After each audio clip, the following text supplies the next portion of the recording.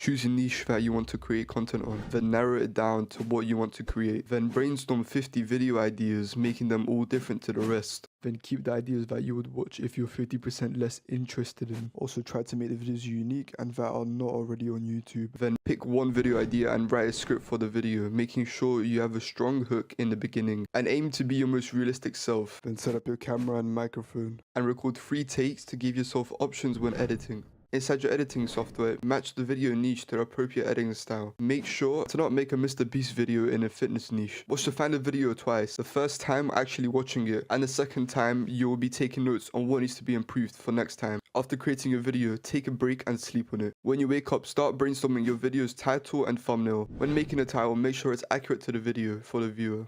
And for the thumbnail, keep it simple but impactful, making sure your thumbnail isn't messy and it's eye-catchy. And make sure to include tags that will help your video get recommended to more. Aim to repeat this process 1 to 2 times a week. Also, whenever you see a video like storytelling, editing, or YouTube strategies, make sure to watch them, subscribe to them, and here's a video on how to get 10,000 followers in a week.